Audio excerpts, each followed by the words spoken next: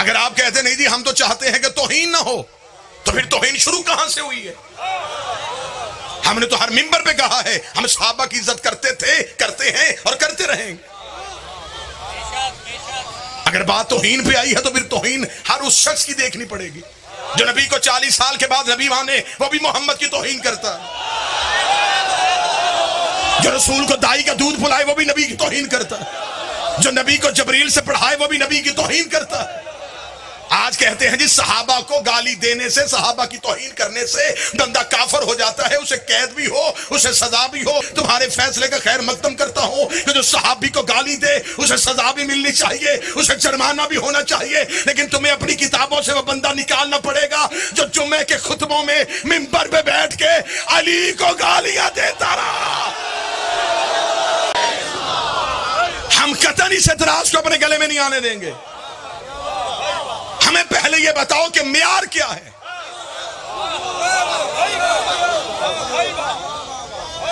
جو مدینے سے نکلے وہ بھی صحابی، جو نکالے۔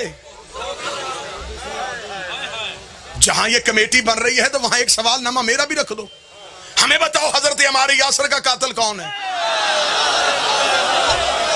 شیعہ قوم چپ رہے گی تو بات وہی دور تک چلی جائیں گی۔ حضرت ابو ذر غفاری کا قاتل کون ہے؟ محمد بن ابی بکر کو زندہ گدھے کی کھال میں رکھ کے چلانے والا کون ہے؟ مالک بن نویرہ کا قاتل کون ہے؟ ہمیں بتایا جائے حسن کے جنازے میں تیر برسانے والا کون ہے؟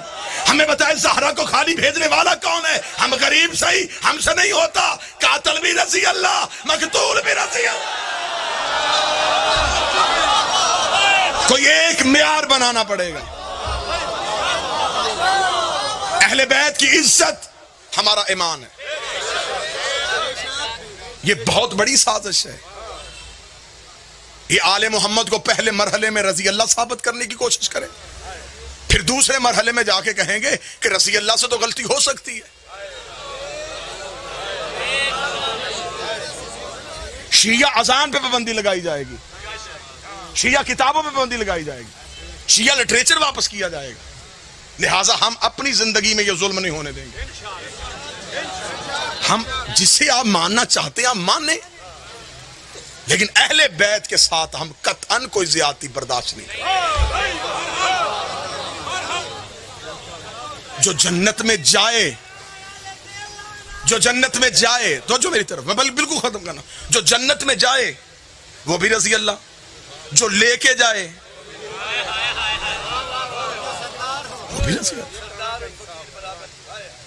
صحابہ کی عزت ہے، آل محمد کی اطاعت ہے۔ صحابہ کو نہ ماننے سے بندہ کافر ہو جاتا ہے، پھر ان صحابہ کا کیا کرو گے جو آپس میں ایک دوسرے کو نہیں مانتے تھے؟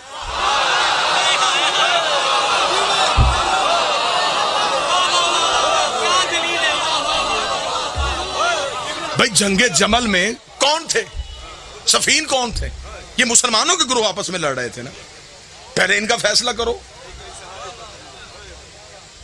لہٰذا جس طریقے سے اس ملک میں مراحل چل رہے ہیں ویسے چلنے، آپ صحابہ کے نام پہ مسجدیں بنائیں، آپ صحابہ کے نام پہ روڈ کے نام رکھیں، آپ مدرسوں کے نام رکھیں، ہمیں کوئی تم سے لڑائی نہیں، لیکن کبھی بھی آل محمد کی برابری صحابہ سے ہو ہی نہیں سکتی۔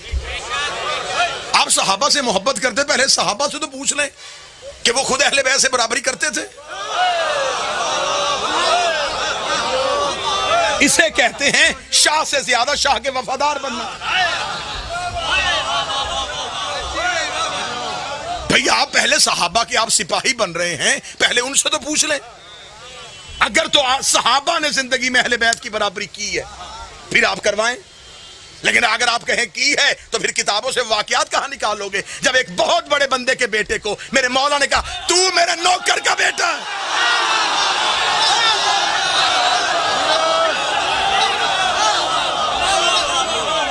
تو میرے غلام کا بیٹا۔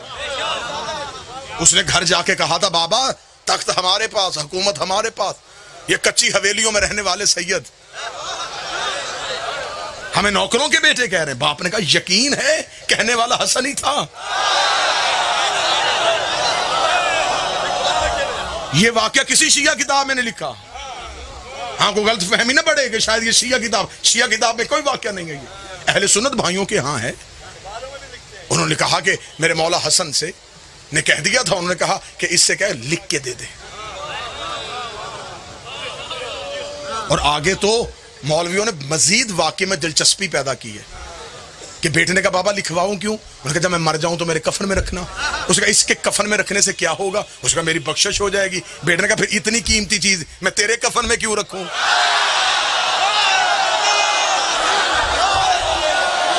جب بخشش ہی ہونی ہے تو پھر میں اپنے کفن میں رکھ لیتا.